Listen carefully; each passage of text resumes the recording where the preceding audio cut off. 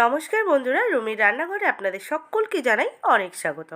আজ আমি আপনাদের সঙ্গে শেয়ার করছি দোকানের মতো একদম নরম তুলতুলে রসমালাই রেসিপি। বাড়িতে থাকা কম উপকরণ দিয়েই এই রেসিপিটি আপনারা তৈরি করতে পারবেন, আর খুব নরম হবে, আর খেতেও কিন্তু দোকানের থেকে আরও বেশি টেস্টি হবে। তাহলে চলুন বন্ধুরা, ভিডিওটি স্কিপ না করে পুরোটা দেখারই অনুরোধ রইল। রসমালাই তৈরি করবার জন্য এখানে আমি গরুর দুধ 1.5 লিটার নিয়ে নিয়েছি, আর সেটা খুব ভালো করে জাল করে নিয়েছি। এরপর নিয়ে নিচ্ছি 1.5 টুকরো, মানে 1.5 খানা লেবু, পাতিলেবুর রস, আর তার সঙ্গে একটু জল মিশিয়ে লেবুর রসটা দুধের মধ্যে দিয়ে দিলাম। আর গ্যাসের ফ্লেমটা অবশ্যই বন্ধ করে দিতে হবে, দিয়েই ছানাটা কাটিয়ে নিতে হবে। এরপর আমি খুব ভালো করে ছানাটা কাটিয়ে নিলাম। দেখুন, ছানাটা কিন্তু পুরোটাই কেটে গেছে। এরপর আমি একটা ছাঁকনি নিয়েছি, তার মধ্যে একটা সাদা কাপড় নিয়েছি। এবার ছানাটা আমি এর মধ্যে ঢেলে দিচ্ছি জল ঝরানোর জন্য। এবার ছানাটা 3-4 বার জল পাল্টে পাল্টে ছানাটা ধুয়ে নিতে হবে। ছানার মধ্যে যেই টক ভাবটা আছে সেটা জল দিয়ে ধুয়ে নিলে টক ভাবটা কেটে যাবে। ছানাটা আমি খুব ভালো করে ধুয়ে নিয়েছি। এরপর আমি জল ঝরিয়ে নেব। আধ ঘন্টা মতো ছানাটা একটা কিছুর ওপর ঝুলিয়ে রাখবো, যাতে যেই জলটুকু আছে সেই জলটুকু বেরিয়ে যাবে। গ্যাসে একটা কড়াই বসিয়ে দিয়েছি, তার মধ্যে দিয়ে দিচ্ছি 1.5 কাপ চিনি, আর দিয়ে দেব 6 কাপ জল। বন্ধুরা, আমার আজকের ভিডিওটি যদি আপনাদের ভালো লাগে তাহলে একটি লাইক দিয়ে আমাকে উৎসাহিত করবেন। জলটা দেওয়া হয়ে গেছে, ছানার জল ঝরে গেছে। এরপর আমি নামিয়ে নিয়েছি। দেখুন, ছানার মধ্যে কিন্তু একটু জলভাব নেই, আর ছানাটা কিন্তু খুব সফট হয়েছে বন্ধুরা, দেখেই বুঝতে পাচ্ছেন কতটা নরম হয়েছে ছানাটা। এরপর আমি কিছুক্ষণ ধরে ছানাটা মেখে নেব, আর খুব গায়ে জোর দিয়ে মাখার কোনো দরকার নেই, এমনি হালকা হাতেই ছানাটা মেখে নিলেই হবে। বন্ধুরা, আমি যেভাবে রসমালাইটা তৈরি করছি আপনারাও কিন্তু বাড়িতে এইভাবে তৈরি করতে পারেন, খেতে কিন্তু খুব ভালো হয়, আর একদম নরম তুলতুলে হবে। ছানাটা খুব ভালো করে মাখা হয়ে গেছে। এরপর আমি দিয়ে দিচ্ছি 1 চামচ চিনি আর 1 চামচ ময়দা। ময়দা কিন্তু আমি আর বেশি পরিমাণে দেবো না, আর দিয়ে দেবো সামান্য পরিমাণে বেকিং পাউডার। এবার সব উপকরণগুলো খুব ভালো করে মাখিয়ে নিচ্ছি। বন্ধুরা, আপনারা কিন্তু বেশি ময়দা এখানে যোগ করতে যাবেন না, তাহলে কিন্তু রসমালাইগুলো শক্ত হয়ে যাবে। এবার খুব ভালো করে মেখে নিয়েছি। এরপর এই ছানার থেকে অল্প অল্প অংশ নিয়ে গোল বলের মতো তৈরি করে নিচ্ছি। দেখুন কত সুন্দর বল তৈরি হয়ে যাচ্ছে, ছানার বল। এগুলো বেশি বড় বড় করার কোনো দরকার নেই, ছোট ছোট করবেন, আর যখন এটা রসে ফোটানো হবে তখন এটা ফুলে যাবে। আমি একটা তৈরি হয়ে গেছে, আমি আর একটাও একইভাবে তৈরি করে নিচ্ছি। দেখুন বন্ধুরা, বাড়িতেই রসমালাই তৈরি করতে কিন্তু খুব মজা লাগে। একবার অন্ততপক্ষে তৈরি করে দেখবেন, হোক না একবার খারাপ।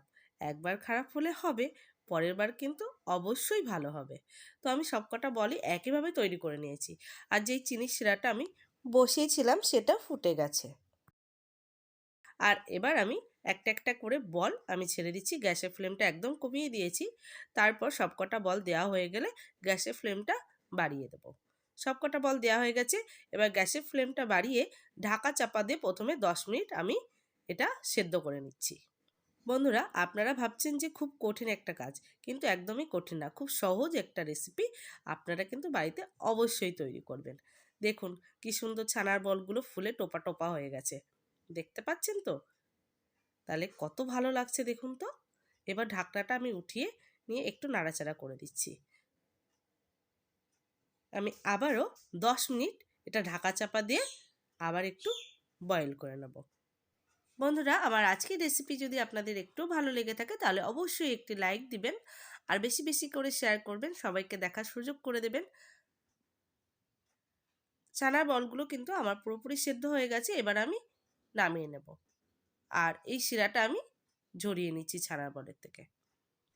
আর এই কাজটা কিন্তু একদমই আলতোভাবে করতে হবে। দেখুন সবকটা বল কিন্তু ছানার বল আমি ঢেলে দিয়েছি ছাঁকনির মধ্যে। এবার জলটা ঝরিয়ে গেল, এবার আমি উঠিয়ে নেব। আর আরেকটা কড়াই গ্যাসে বসিয়ে দিয়েছি, তার মধ্যে দিয়ে দিচ্ছি হাফ লিটারের থেকে একটু বেশি দুধ দিয়ে দেবো। আর এখানে আমি 1 প্যাকেট মাদার ডেয়ারি দিয়েছি আর কিছুটা গরুর দুধ অ্যাড করেছি। আর এর থেকে অল্প একটু দুধ তুলে এর মধ্যে 4 টেবিল চামচ গুঁড়ো দুধ মিশিয়ে নেব। তাহলে দুধের মধ্যে দিলে দুধটা খুব সুন্দর ঘন হয়ে যাবে তাড়াতাড়ি, আর খুব টেস্টিও হবে খেতে। এবার দুধটা খুব ভালো করে জাল করে নিচ্ছি। এরপরে যেই গুঁড়ো দুধটা মিশিয়ে রেখেছিলাম সেটাই এই দুধের মধ্যে যোগ করে দিলাম। তারপরে দিয়ে দেব 1 কাপ চিনি আর দিয়ে দেব সামান্য পরিমাণে এলাচ গুঁড়ো।